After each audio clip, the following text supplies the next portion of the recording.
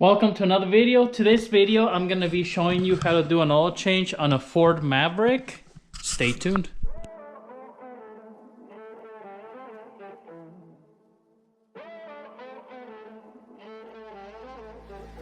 Music bed.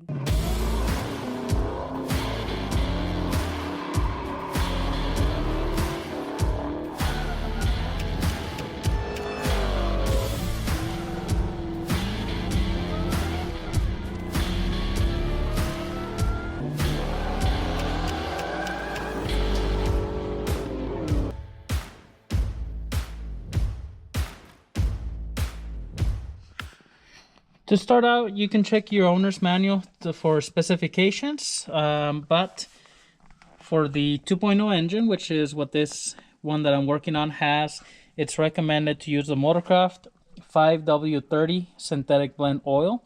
I'm going to be using a full synthetic oil, and it recommends, or the capacity is 5.5 quarts, so 5.5 quarts. Also right here on your owner's manual, the filter that it recommends is the FL910S, which is a Motorcraft filter. You can go with any brand you like. I did grab a Motorcraft one, so that's all we need to get started. What you're going to need for your oil change is going to be your drain pan. You're going to need an oil filter wrench that fits your filter. That's the Motorcraft filter that I have. Your oil, I have 5W30. You need 5.5. This is 5 quarts. I do have a little bit more, a separate quart. And then you're going to need a Torx bit, T27. You can do one that you do with the ratchet or one in the end of the screwdriver. A wrench for your drain plug or a socket, I believe is the 15 millimeter, and I'll double check once I have the cover off. It would be nice to have some brake cleaner to clean around when you're done and some sort of rag. So let's get started. First thing you want to do is take this cover off, which has the Torx bolts all around it. Let me get down here and then I'll show you taking that off. Alright, so we're gonna take those Torx bolts off. There's gonna be 1, 2, 3, 4, 5, 6, 7, 8, 9, 10, 11, 12, 13, about 14 of them all around. Up here on the front, make sure you only take the ones that go for the cover, not the ones on the front bumper. So let me take those off, and then this whole kind of like plastic panel is gonna come down.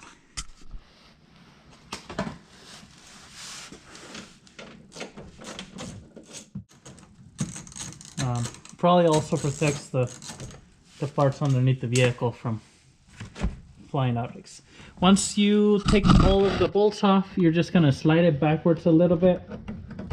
Because on the front it has these little tabs here that it goes into the bumper, so just slide it back, and then on the back it slides on that tab right there, so you just want to pull it forward.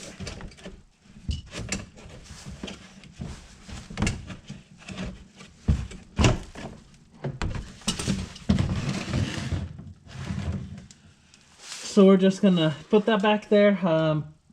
Sometimes if you need to clean the underneath, if at some point someone did an oil change and they spilled oil, whatever, there's gonna be a little bit of oil on the inside of that, so just clean it out if you need to. But once that's off, we have the access here to the oil pan, which the drain plug is right here. It is a 15 millimeter. And then the oil filter, which is right here up front, so really easy to get to. I'm just gonna go ahead and start draining the oil. Now this is probably gonna be a little bit tight, so I'm just gonna use another wrench for leverage, and make sure you go the right way to loosen it.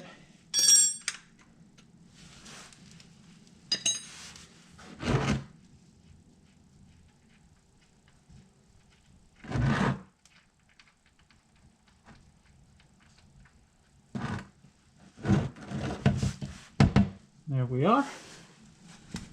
Just gonna grab my rag and clean the drain plug a little bit. Always inspect your drain plug, so if this is gonna be your first few oil changes, your drain plug should be just fine. Check the O-ring, make sure it looks good. if it wasn't dripping oil, then you should be fine to just reuse it. But kind of keep an eye on it. If it looks kind of flat, or you see just slightly little bit of oil residue, maybe it's time to get a new one. Or, you know, if it don't look that great, think about buying a new one for the next oil change. You have it ready to go. So I know sometimes you're doing the oil change, if it's your only vehicle, you don't have time to stop. You have the oil drained, or you just, you know, maybe you're doing it when the store's not open, so you can plan ahead, buy it for the next oil change. So while done here, you can just kind of check, you know, some of your hoses, make sure everything looks okay. I mean, on a newer vehicle, really everything should be fine. So gonna grab my filter wrench to loosen the filter, so I can let the oil drain here. But what I'm gonna do is loosen the oil filter, and that way, usually this drains a little bit, that way both sides start draining at the same time.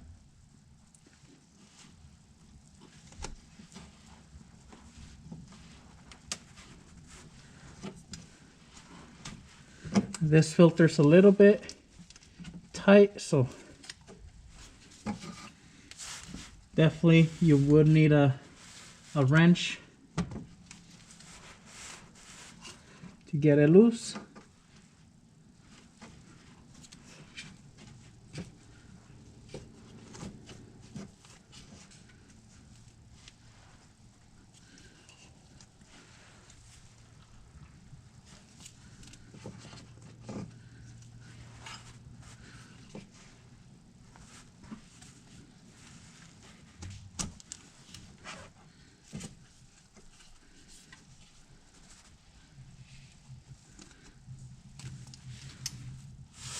All right, once it's loose, you can do it by hand. If it's your first oil change, it's probably going to be a little bit tighter. I had changed the oil on this truck before. The first oil change, I made a video and then the video got deleted from the camera. So this is the second oil change. The first one was done about 3,000 miles. I think now the truck has close to 8. He went a little bit over you know, the 3,000 mile mark, but it's a lot sooner than the factory. I think the factory recommended is on about 10,000 miles on these, so we're still doing it way before what the factory recommends. And as you can see, the oil, it's still, I know it's not too dark, but it is kind of dark. This probably has about maybe 5,000 miles on this full synthetic oil from last time. And I'll have to double check the mileage, but you know, we like to kind of keep it at 3,000 miles, even on new vehicles. Just, it's only oil, it's not too expensive, but if that's what it's gonna take to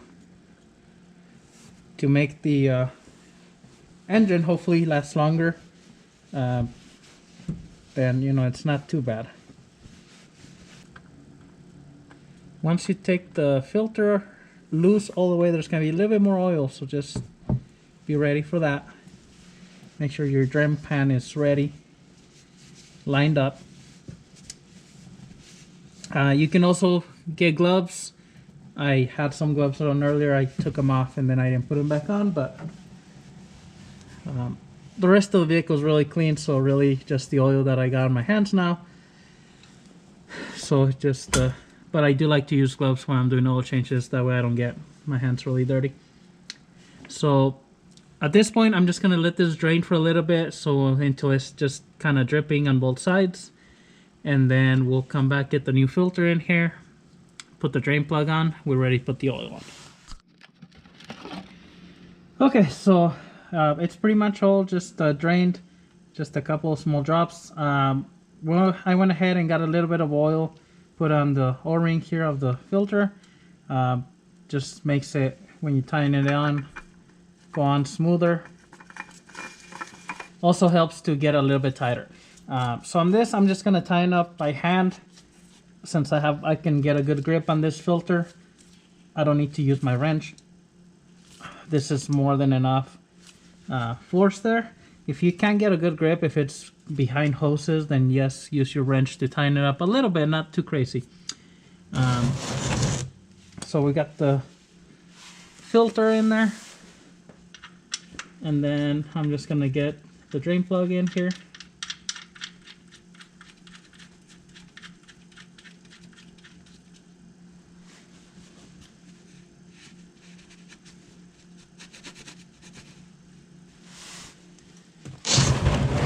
My drain pan out of the way and just tighten this drain plug a little bit. This one, I mean, you want to have it snug, but don't go bananas on it. Just, you know, make sure it's not loose. Now that that's all set, I'm just going to grab that cover, put it back on here, put all those bolts back on.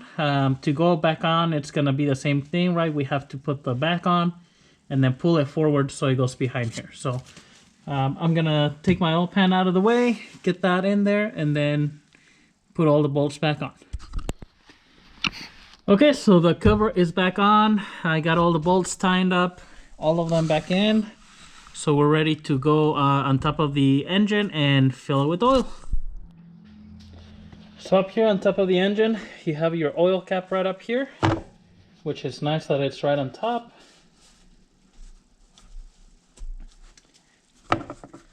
It does also tell you in your oil cap it takes 530. Gonna put a funnel right there.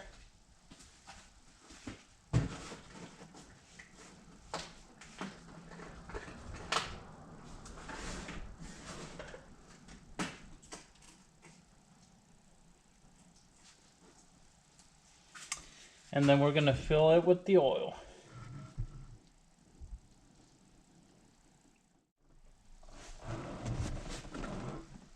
Okay, so that's 5 quarts. I'm gonna get half a quart more, pour it in, and then at that point you just start up the vehicle, let it idle for a little bit, check your oil level, make sure it looks good.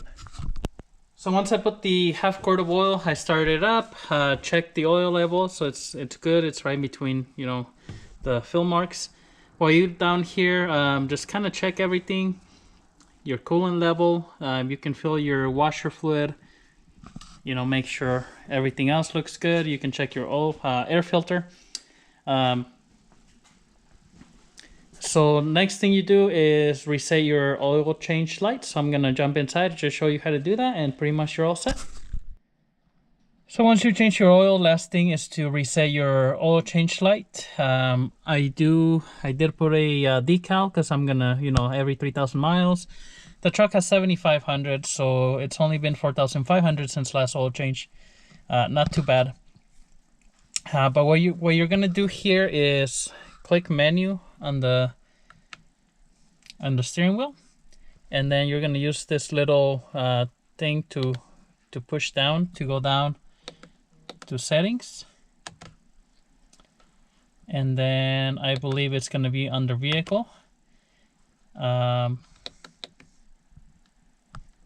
And anytime you want to select, you hit down on the OK button right here. So I'm gonna go down. There's different settings, things, but just go down to oil life and click down to hit OK.